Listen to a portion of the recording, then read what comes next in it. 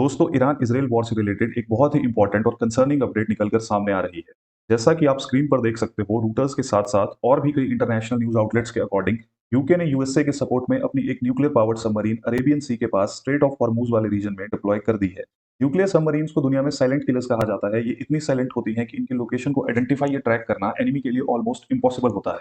Nuclear submarine को silent killers इसीलिए कहा जाता है क्योंकि ये महीनों तक पानी के अंदर रह सकती हैं, ऑलमोस्ट इनविजिबल होती हैं और बिना वार्निंग के स्ट्राइक कैपेबिलिटी रखती हैं। इसीलिए इनका सिर्फ प्रेजेंस ही एक साइकोलॉजिकल प्रेशर क्रिएट करता है। इन सबमरीन्स को इवन एडवांस सोनार से भी डिटेक्ट करना काफी मुश्किल होता है। कुछ लिमिटेड कंट्रीज के पास सबमरीन डिटेक्टिंग टेक्नोलॉजीज अवेलेबल है। आज के मॉडर्न जियोपॉलिटिक्स को समझने के लिए एक चीज को क्लियरली समझना जरूरी है कि वॉर सिर्फ बैटलफील्ड पर नहीं बल्कि स्ट्रेटेजी और टेक्नोलॉजी के लेवल पर भी फाइट किए जाते हैं। ईरान इसराइल टेंशन के बीच यूके का nuclear powered submarine straight of Hormuz के पास डिप्लॉय करना इसी गेम का एक छोटा सा पार्ट है।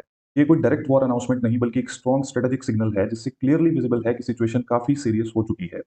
अब नेक्स्ट क्वेश्चन ये आता है कि क्या इन सबमरीन्स को एक्चुअली ट्रैक किया जा सकता है? थ्योरेटिकली बात करें तो इसका जवाब है हाँ। यूएसए के P-8 पोसाइडन जैसे एडवांस्ड एयरक्राफ्ट स्पेशली सबमरीन्स को डिटेक्ट करने के लिए डिजाइन किए गए हैं।